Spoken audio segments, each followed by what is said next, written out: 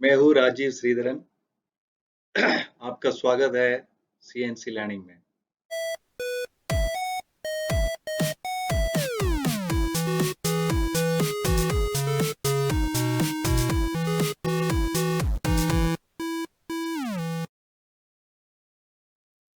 ये वीडियो में मैं आपको सीएनसी प्रोग्रामिंग सिखाने वाला हूँ।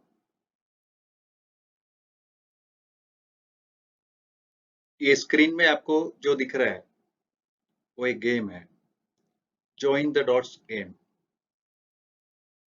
अब इसका जो फिगर है वो गेस कर लीजिए। अभी आपको दिख रहा है ये डॉट्स जॉइन हो रहा है और अभी एक ब्यूटीफुल पिक्चर आपको दिखाई दे रहा है। सीएनसी प्रोग्रामिंग भी ऐसे ही होता है। आपको पॉइंट्स डिफाइन करना पड़ता है, हॉरिजॉन्टल डिस्टेंस और वर्टिकल डिस्टेंस में। पॉइंट्स डिफाइन करने के बाद ये पॉइंट्स का जॉइनिंग मेथड जो है वो ऐसा स्ट्रेट ज्वाइन करना है या ऐसा सर्कुलर में ज्वाइन करना है। सीएनसी प्रोग्रामिंग भी वैसे ही होता है। एक्सेस कैसे डिफाइन किया जाता है, ये जो आपको दिख रहा है ऑपरेटर साइड है। जो स्पिंडल एक्सिस होता है वो जेड एक्सिस होता है और ऑपरेटर के जो लॉन्जिट्यूडिनल डायरेक्शन में होता है वो एक्स एक्सिस होता है। परपेंडिकुलर जो होता है वाई एक्सिस होता है। आपको ये जो मशीन का एक छोटा सा फिगर दिख रहा है और ये जो है right hand rule, thumb, four finger और मिडिल फिंगर वो आप परपेंडिकुलर डायरेक्शन में होल्ड करेंगे और आपका मिडिल फिंगर स्पिंडल को ओरिएंट करके पकड़ेंगे तो थंब आपका एक्स प्लस डायरेक्शन में पॉइंट करेंगे और four finger Y axis plus direction में ओरिएंट करेंगे। एक कोऑर्डिनेट सिस्टम है, इसमें कुछ पॉइंट्स आपको दिखाई दे रहा है। जो पहला क्वाड्रेंट है वहां पे x और y दोनों पॉजिटिव होता है और ये जो पहला पॉइंट है P1 उसका x एक्सिस डिस्टेंस है 100, दैट इज प्लस 100 और y एक्सिस डिस्टेंस है 50, दैट इज प्लस 50। सो ये P1 का कोऑर्डिनेट होगा x 100 y 50। सेकेंड क्वाड्रेंट में x माइनस होता है और y प्लस होता है। तो ये जो P2 पॉइंट होता है x माइनस 50 y 100। जो थर्ड क्वाड्रेंट होता है वो x माइनस होता है और y भी माइनस होता है। ये P3 कोऑर्डिनेट जो है वो x माइनस 105 है और y माइनस 115 है। अगला क्वाड्रेंट जो होता है उसमें x पॉजिटिव होता है और y नेगेटिव होता है। तो P4 का कोऑर्डिनेट आप देखेंगे तो x प्लस 70 है और y minus 75। G codes and M codes. G codes are preparatory functions. आपका मशीन में जो भी फंक्शंस होता है कैसा मोड में ये काम करना चाहिए, प्रोग्राम कौन सा मोड में चलना चाहिए, उसके लिए जी कोड होता है। एम कोड जो होता है मशीन फंक्शंस, मिसलेनियस फंक्शंस, जैसे कि कूलेंट ऑन है, स्पिंडल ऑन है, spindle clockwise, spindle off, coolant off, program end, ये सब कमांड होता है वो एम कोड होता है। अभी ये जो सेशन में हम बात करेंगे वो सीएनसी मिलिंग के बारे में बात करेंगे और फाइनुक कंट्रोलर के रेफरेंस में बात करेंगे। आपको जी कोड और एम कोड का जो लिस्ट है वो cnc-learning.com में अवेलेबल है। आप फ्री में डाउनलोड कर सकता है। अभी हम मोशन कमांड्स देखेंगे। पहला कोड है G00। ये होता है रैपिड ट्रैवर्स, मतलब आपको स्पीड में पोजीशन करने के लिए। इसको कंपेयर किया जा सकता है एक सुपर बाइक के साथ में। दूसरा कमांड है G01 लीनियर इंटरपोलेशन। ये जो कटिंग मोशन जो होता है वो G01 से होता है। इसको कंपेयर किया जा सकता है एक बाइसिकल राइडिंग। अगला है G02 circular interpolation clockwise. Next is G03 circular interpolation counter clockwise. मतलब अभी आपको ये जो क्लॉक का फिगर दिख रहा है, जो उसका नीडल जो डायरेक्शन में चलता है वो क्लॉकवाइज होता है। उल्टा डायरेक्शन जो होता है वो काउंटर क्लॉकवाइज या एंटी क्लॉकवाइज होता है।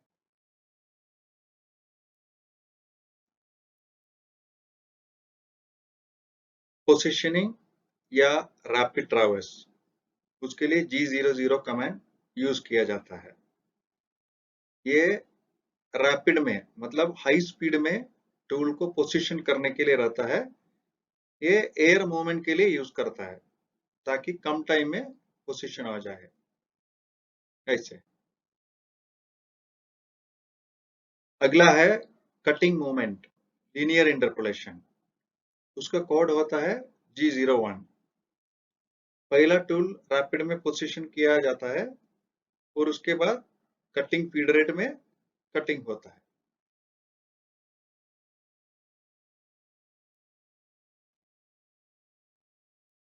अभी एक हॉरिजॉन्टल मूवमेंट वो कैसा प्रोग्राम किया जा सकता है वो देखेंगे। ये दो पॉइंट जो है वो पहला कोऑर्डिनेट है x0 y0, जहां पे अभी कटर पोजीशनड है। यहाँ से दूसरा कोऑर्डिनेट x80 y0 में अगर जाना है तो कमांड होता है G01 x80 f500। y0 already cutter y0 में है, इसलिए आप अगर डिफाइन नहीं किया तो भी चल सकता है, डिफाइन किया तो भी चलता है। तो कटर हॉरिजॉन्टल मूवमेंट होता है। खाली एक्स डायरेक्शन आप अगर डिफाइन करता है तो खाली हॉरिजॉन्टल मूवमेंट होता है। अभी वर्टिकल मूवमेंट कैसा किया जाता है वो देखेंगे। कमांड है G01 Y100। तो ऑलरेडी कटर x0 y0 में है, x0 y100 में अगर जाना है तो ये कोड होता है कटर वर्टिकल डायरेक्शन में मूव होता है। अभी एंगुलर मूवमेंट कैसा करना है वो देखेंगे। उसके लिए आपको x और y एक साथ डिफाइन करना पड़ता है। अभी ऑलरेडी कटर जो है वो x0 y100 में है। अभी दूसरा कोऑर्डिनेट है x80 y0। तो कमांड होता है G01 x80 y0 f500। तो ऐसा एंगुलर मोशन हो जाता है। तो ये सब एक साथ मूवमेंट देखेंगे तो ऐसा होता है। पहला y100 वर्टिकल में गया, फिर x80 y0 एंगुलर में गया, फिर x0 हॉरिजॉन्टल मूवमेंट। अभी हम सर्कुलर इंटरपोलेशन कैसा करता है वो देखेंगे।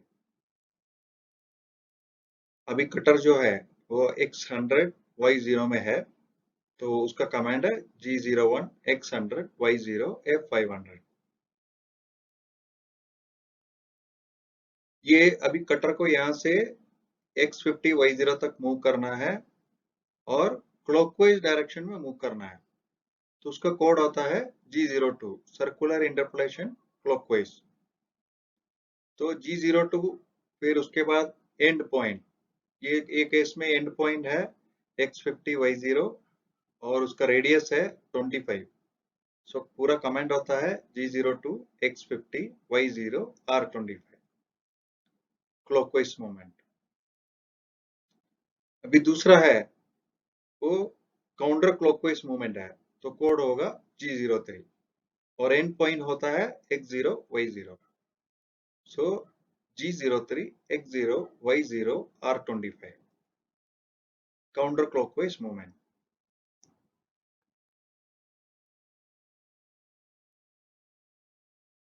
तो इसी को अगर हम डायरेक्शन चेंज करें, X0 Y0 से अगर कटर शुरू कर देता है तो पहला ये जो मूवमेंट होता है इसका एंड पॉइंट होगा X50 Y0 और ये मूवमेंट होगा G02 क्लॉकवाइज। तो पूरा कमांड होता है G02 X50 Y0 R25 clockwise. और नेक्स्ट कोऑर्डिनेट है X100 Y0 तो उसका कमांड होगा G03 क्योंकि वो काउंटर क्लॉकवाइज होता है X100 Y0 R25 counter clockwise.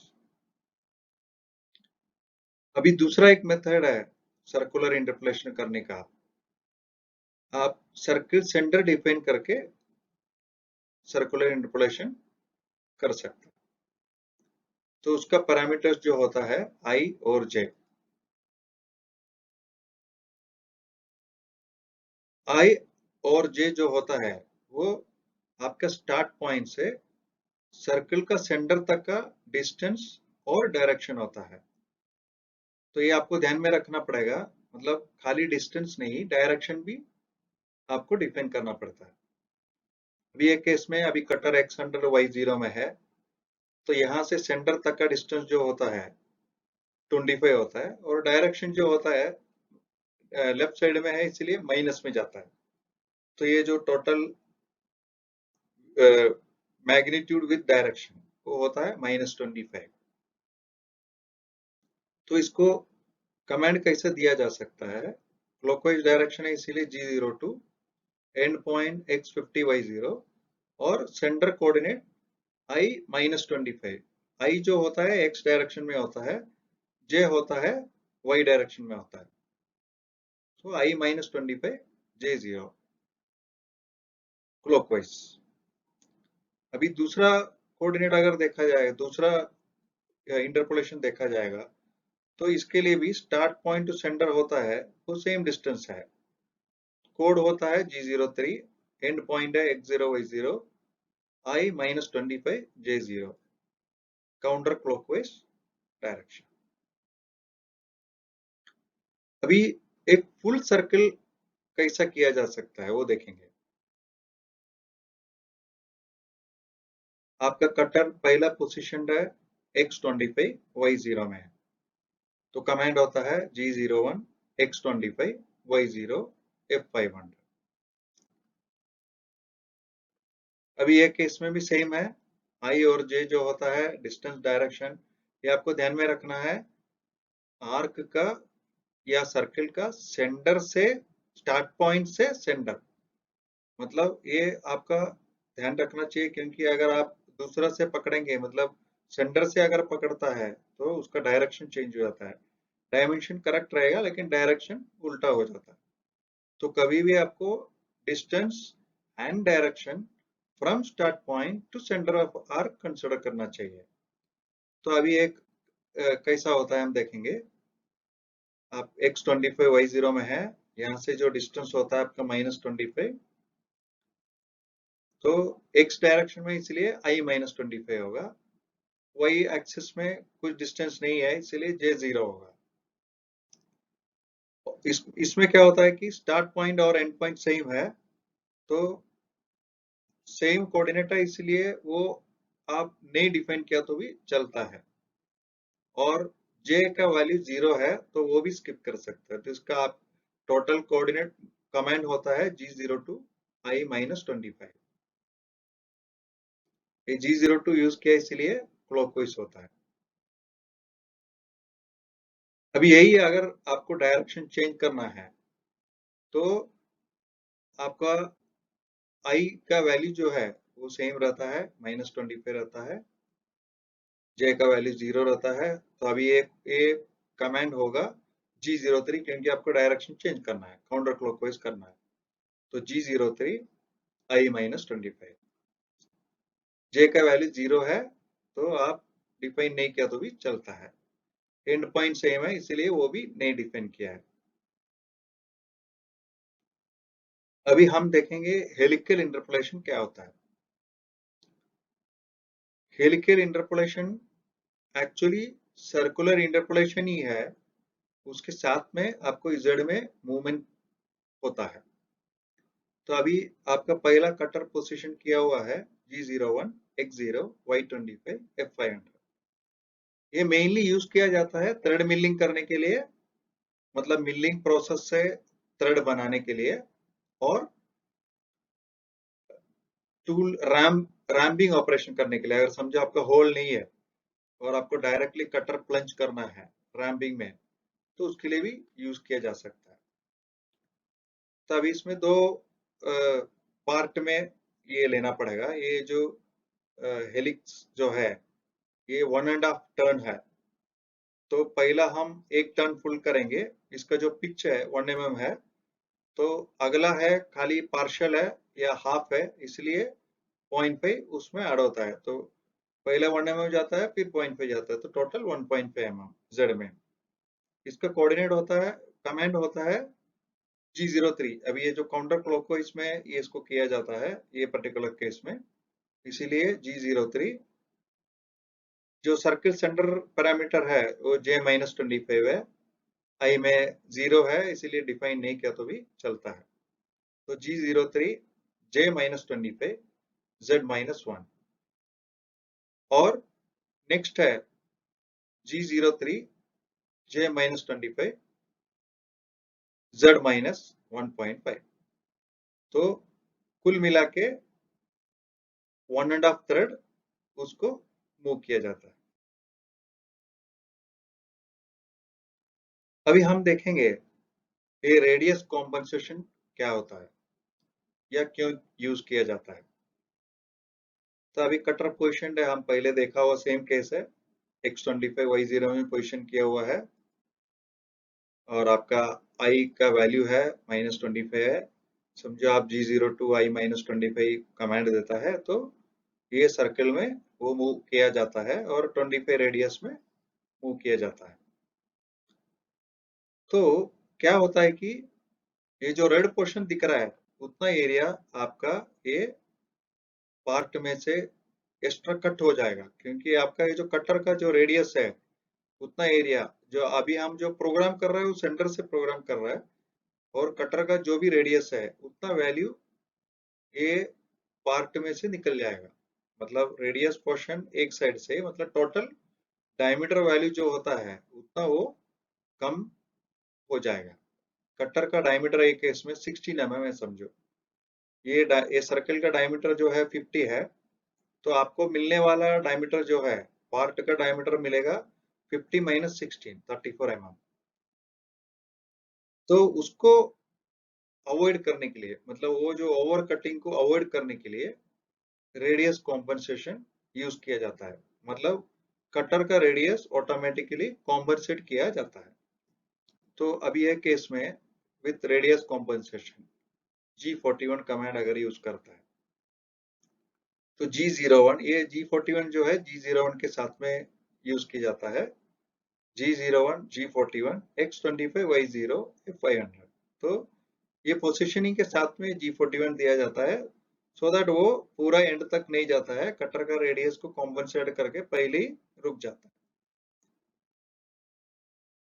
अभी वापस सेम आपका जो आई वैल्यू है जो I-25 है, तो G02 I-25 अगर अभी आप प्रोग्राम करता है तो वो जो पहले केस में जो ओवर कटिंग हुआ वो होगा नहीं। तो वही कॉम्पनसेशन का फायदा है। अभी ये कॉम्पनसेशन कमांड क्या क्या है वो देखेंगे। कटर रेडियस कॉम्पनसेशन में G41 tool at left, G42 tool at right. तो ये टूल एट लेफ्ट और टूल एट राइट है, ये क्या है हम देखेंगे। तो ये इसमें कोऑर्डिनेट कमांड किया जाएगा G01, G41, X0, Y0, F500। तो यहाँ पे पोजीशन किया है उसके साथ में G41 दिया है, और कटर का जो मूवमेंट होने वाला है ये एरो का डायरेक्शन में होगा। तो अभी ये टूल एट लेफ्ट है, तो अगर आपका अगला कमांड जो है, अगर G01 Y100 है, तो ये Y100 में मूव होगा, लेकिन आपका जो रेडियस है ऑलरेडी कॉम्पनसेट किया हुआ रहता है। तो अभी आप देखिए, कटर अभी यहाँ से ये आरएफ का डायरेक्शन में मूव किया, तो जो आपका कंपोनेंट है या जो प्रोफाइल आप कट किया है उसका लेफ्ट साइड में आपका कटर है। वो कटिंग होने के बाद आपको G40 देना पड़ता है वो कॉम्पनसेशन कैंसिल करने के लिए। अभी हम दूसरा G42 देके करके देखेंगे। अभी आपका पोजीशन है X0 Y100 में, और कटर का जो मूवमेंट है ये एरो डायरेक्शन जो दिखा है वहां पे है, वो डायरेक्शन में है। तो ये केस में टू लेट राइट होता है, मतलब आपको कटर जो डायरेक्शन में मूव होने वाला है वो डायरेक्शन में देखना है। अभी ऐसा तो आप डायरेक्टली देखेंगे तो आपको ऐसा लगेगा कि ये कटर पार्ट का लेफ्ट में है, लेकिन आप वो जो डायरेक्शन दिखा है वो डायरेक्शन में देखेंगे तो आपको टूल राइट में रहता है। तो ये आपको ध्यान में रखना है, मतलब पहले जैसा आपको लगता है कि लेफ्ट है या राइट है, वो नहीं, आपको कटर का जो डायरेक्शन है वो देख के डिसाइड करना है। तो अभी इसका जो मूवमेंट कमांड है G01Y0, तो कटर ऐसा मूव किया जाता है, और टू लेट राइट का ऑप्शन है इसीलिए वो राइट साइड में कॉम्पनसेट किया जाता है। वही कट खत्म होने के बाद आपको G40 देना है, कटर कॉम्पनसेशन कैंसिल करना है, और एक मूवमेंट भी देना है सो दैट वो ओवरकट नहीं होगा। अभी आपके लिए क्वेश्चन है, ये जो फिगर अभी आपको दिख रहा है, तो ये फिगर में जो रेडियस है आर्क है वो एक कमांड से होगा क्या? कटर आपका x-30 y-40 में पोजिशनड है, और अगर आप G02 x30 y-40 R50 command देता है तो आपको ये जो फिगर में जो आर्क दिख रहा है वो होगा क्या? वो आपका क्वेश्चन है, आप थोड़ा सोच के देखिए। उसका आंसर है वो नहीं होगा, मतलब ये अभी आप कमेंट जो दिया है वो कमेंट देने से वो प्रोफाइल नहीं बनेगा। क्यों नहीं बनेगा? क्योंकि ये दो पॉइंट के बीच में, स्टार्ट पॉइंट एंड पॉइंट के बीच में एक्चुअली 4 रेडियस का ऑप्शन रहता है। उसमें से अभी हम डायरेक्शन क्लॉकवाइज रख रहा है, इसीलिए 4 में से 2 ऑप्शन बनता है। तो अभी ये 2 ऑप्शन में से कौन सा बनाना है, तो सीएनसी जो है उसमें जो शॉर्टेस्ट ही पकड़ेंगे। तो ये जो आर्क अभी रेड कलर में जो दिखा वो आर्क बनेगा। अगर आपको पूरा आर्क बनाना है तो सही मेथड क्या है कि आप सर्किल का सेंटर डिफाइन करो आई और जे यूज करके। तो अभी ये केस में आई क्या होगा, start point to centre of circle, वो उसका वैल्यू होता है 30 mm, तो आई होगा 30, और start point to center Y direction में उसका वैल्यू है 40, तो आपका आई होगा 30 और जे होगा 40। तो कमांड होगा G02 x30 y-40, वो आपका एंड पॉइंट है, I30 J40। So that is the right way. अभी हम एक प्रोग्राम लाइन फॉर्मेट कैसा है वो देखेंगे।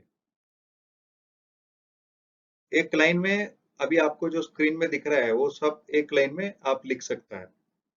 n जो होता है ब्लॉक नंबर होता है, तो कोई भी लाइन में अगर आपको ब्लॉक नंबर डिफाइन करना है, उसको एक नंबर देना है, सीरियल नंबर देना है, तो n और उसका नंबर दे सकते हैं, n1 दे सकते हैं, n10 दे सकते हैं, n100 दे सकता है, जो भी नंबर आपको देना है वो दे सकता है। और दूसरा कमांड आपका होता है जी कोड होता है, तो वो जी कोड होता है वो आप डिफाइन कर सकता है। एक्स वाई जेड जो भी कोऑर्डिनेट्स है वो डिफाइन कर सकता है, या एबीसी रोटरी कमांड है तो वो भी आप डिफाइन कर सकता है, या फीड रेट के लिए एफ डिफाइन किया जा सकता है, स्पिंडल स्पीड के लिए एस आप डिफाइन कर सकता है, टूल के लिए टी डिफाइन कर सकता है, और आपका जो भी एम कोड होगा वो आप डिफाइन कर सकता है। और लास्ट में end of the block symbol होगा, तो अलग अलग कंट्रोलर में अलग अलग टाइप का होता है। अभी ये फैनुक में सेमी कोलन होता है। अभी प्रोग्राम में आप क्या क्या वेयर्ड एड्रेसेस यूज करता है। तो ए बी सी जो होता है वो रोटरी एक्सिस होता है। एक्स एक्सिस के ऊपर जो रोटरी होता है तो ए एक्सिस होता है। वाई एक्सिस के ऊपर होता है तो बी होता है। जेड एक्सिस के ऊपर होता है तो सी होता है। और डी जो होता है टूल डायमीटर ऑफसेट नंबर। ई कोई साइकिल के अंदर वगैरह डिफाइन किया जाता है। एफ फीड होता है। जी जी कोड होता है। H tool length offset number होता है। और आई जे अभी हमने देखा सर्कल डिफाइन करने के लिए, के भी वही होता है। तो आई जे के होता है वो distance and direction of start point to centre of arc. X axis में आई, वाई एक्सिस में जे, जेड एक्सिस में के। और एल जो होता है अगर कोई केस में कोई सब प्रोग्राम में वगैरह आपको रिपीटेशन होता है तो उसके लिए एल यूज किया जाता है। एम एम कोड के लिए यूज। और एन ब्लॉक नंबर अभी हम ऑलरेडी देखा। एन ब्लॉक नंबर के लिए यूज किया जाता है। वो प्रोग्राम नंबर के लिए यूज किया जाता है। तो प्रोग्राम आप जो लिखता है उसका पहला जो लाइन रहता है वो प्रोग्राम नंबर रहता है, 4 डिजिट में रहता है। पी जो रहता है तो कैंड साइकिल में यूज किया जाता है। क्यू भी वही होता है। R radius of circle, corner radius, वो सब के लिए आर यूज होता है। एस स्पिंडल स्पीड के लिए होता है, यूज होता है। टी टूल नंबर के लिए यूज हो जाता है। और यूवीडब्ल्यू जो है वो कोई कोई मशीन में अगर आपका incremental designation X Y Z में होता है तो एक्स वाई जेड का जगह यूवीडब्ल्यू में कोई कोई मशीन में होता है तो वो केस में वो यूज करता है। और एक्स वाई जेड जो होता है आपका linear axis, X axis, Y axis और जेड एक्सिस होता है। ये सब वर्ड एड्रेसेस यूज किया जाता है। अभी आपका हम मोशन कमांड तो देख लिया, तो उसके लिए क्या जी कोड यूज करता है वो देख लिया। अभी आपका एक प्रोग्राम बनाने के लिए बाकी बहुत सारा मोड सेटिंग कमांड्स यूज करना पड़ता है। तो वो क्या क्या है हम देखेंगे। G21 ये है मेट्रिक इनपुट। तो आपका जो अगर ड्राइंग का ज्यादा करके ड्राइंग का मेट्रिक में रहता है या आप ज्यादा मेट्रिक में यूज किया जाता रहेगा, एमएम में यूज किया जाता रहेगा। अगर समझो आपको ड्राइंग अगर इंच में है और आपको इंच में ही प्रोग्राम बनाना है तो आप G20 यूज कर सकता है। G28 जो कमांड होता है वो होम होम कमांड होता है। मतलब आपका टूल का एक होम पोजीशन डिफाइन किया हुआ रहता है। तो उधर अगर आपको डायरेक्टली वो टूल को लेके जाना है तो G28 X0Y0 या U0W0 ऐसा डिफाइन करेंगे तो वो होम में डायरेक्टली चला जाता है। G40 अभी हमने देखा रेडियस कॉम्पनसेशन कैंसिल होता है। तो एक गुड प्रैक्टिस है कि आप जब प्रोग्राम शुरू करता है G40 डिफाइन करें, ताकि अगर आप G41 G42 यूज किया और G40 डाल के कैंसिल करने को आप भूल भी गया तो प्रोग्राम का बिगिनिंग में G40 रहने से ऑटोमेटिक कैंसिल हो जाता है। नहीं तो उसके वजह से कोई प्रॉब्लम आने का चांस रहता है। G54 ये वर्कपीस कोऑर्डिनेट सिस्टम 1 है। तो ये होता है एक्चुअली आपका वर्क ऑफसेट डिफाइन करने के लिए। G54 G55 ऐसा 4-5 पोजीशन रहता है। तो आपको जो जो पोजीशन में डिफाइन करना है वो आप डिफाइन कर सकता है। तो G54 बाय डिफॉल्ट यूज में रहता है तो पहला कोऑर्डिनेट सिस्टम है। अगर आपको दूसरे में सेव करना है G55 होता है, ऐसा होता है। और G80 जो है कैन साइकिल कैंसल। अगर आप कोई साइकिल्स यूज किया, समझो ड्रिलिंग साइकिल यूज किया G81 या G83, वो होने के बाद अगर वो G80 डाल के कैंसिल नहीं किया तो साइकिल का इफेक्ट कैंसिल नहीं होता है। G90 कमांड जो होता है वो अब्सोल्यूट कमांड होता है। मतलब अब्सोल्यूट डायमेंशनिंग सिस्टम और इंक्रीमेंटल डायमेंशनिंग सिस्टम G90 और G91। तो डिफॉल्ट आप G90 यूज करता है, वो ज्यादा सेफ रहता है। नेक्स्ट है G94। तो मिलिंग में ज्यादा करके फीड इन मिनट यूज किया जाता है, तो G94 होता है। अभी हम कुछ स्टैंडर्ड एम कोड्स का देखेंगे, क्योंकि एम कोड्स बहुत सारा रहेंगे मशीन में जो मशीन मैन्युफैक्चरर डिपेंडेंट है। तो कुछ एम कोड ऐसा है कि जो स्टैंडर्ड रहता है, ऑलमोस्ट सभी मशीन में वो सिमिलर रहता है, वो हम देखेंगे। M00 प्रोग्राम स्टॉप अनकंडीशनल, मतलब जैसे ही M00 रीड होगा आपका प्रोग्राम में, तो वो प्रोग्राम उधर को उधर ही रुक जाएगा, आगे प्रोसेस नहीं होंगे। इसके लिए कोई कंडीशन नहीं है, मतलब जैसे ही M0 रीड होता है वो स्टॉप हो जाता है। और दूसरा है M01, वो भी प्रोग्राम स्टॉप है लेकिन कंडीशनल है। मतलब क्या होता है, एक एक्सटर्नल स्विच रहता है, जो अगर आप एक्टिवेट करके रखेंगे तो इस ये M01 रीड होने से प्रोग्राम स्टॉप होगा, या वो स्विच ऑफ है तो इसके वजह से रुकेंगे नहीं, इसीलिए उसको कंडीशनल बोला जाता है। M02 जो होता है प्रोग्राम एंड होता है। M03 स्पिंडल रोटेशन फॉरवर्ड, मतलब स्पिंडल का क्लॉकवाइज और एंटी क्लॉकवाइज डायरेक्शन या फॉरवर्ड और रिवर्स डायरेक्शन, तो उसमें फॉरवर्ड डायरेक्शन M03 होता है और रिवर्स डायरेक्शन जो होता है M04 होता है। स्पिंडल कौन सा डायरेक्शन में घूमना है। और M05 जो होता है स्पिंडल स्टॉप के लिए रहता है। M06 टूल चेंज के लिए होता है। M07 कूलेंट ऑन के लिए होता है, हाई प्रेशर कूलेंट के लिए।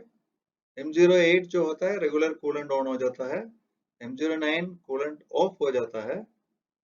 M19 स्पिंडल ओरिएंटेशन ऑन करने के लिए, समझो आप बोरिंग वगैरह करता है तो बोरिंग टूल का ओरिएंटेशन वगैरह आपको बराबर सेट करना पड़ता है, उसके लिए M19 यूज किया जाता है। और M30 जो है प्रोग्राम एंड विथ रिवाइंड, मतलब अभी कुछ टाइम पहले हमने देखा M02 जो होता है वो भी प्रोग्राम एंड है, तो वो और इसमें क्या फर्क है। एक्चुअली स्पीकिंग ज्यादा कुछ फर्क नहीं है। अभी एक जमाना था जब टेप रीडर यूज करता था, तो M30 रीड होने से प्रोग्राम एंड हो जाता था और टेप रिवाइंड हो जाता था, तभी ये दोनों कमांड में डिफरेंस होता था। लेकिन अभी ऐसा कुछ नहीं है, क्योंकि ज्यादा करके मशीन में टेप रीडर यूज किया नहीं जाता है, डायरेक्टली आपका कंप्यूटर में ही आपका प्रोग्राम रहता है, डायरेक्टली रीड होता है। तो आजकल कोई टेप रीडर यूज नहीं करता, बहुत पुराना कोई मशीन रहेगा तो ही उसका टेप रीडर होगा। अभी आप जो भी सीखा है, तो आप एक प्रोग्रामिंग टेस्ट ले सकता है, तो उसका जो टेम्पलेट्स है आपको cnc-learning.com में फ्री में मिलेगा। आप वो डाउनलोड कर सकता है और उसमें आप प्रैक्टिस कर सकता है। आपको ये वीडियो अच्छा लगा रहेगा, अगर अच्छा लगा तो आप लाइक कीजिए और ये चैनल को सब्सक्राइब कीजिए, ताकि आपको आगे का जो भी वीडियोस मैं रिलीज करूंगा वो आपको मिल जाएगा।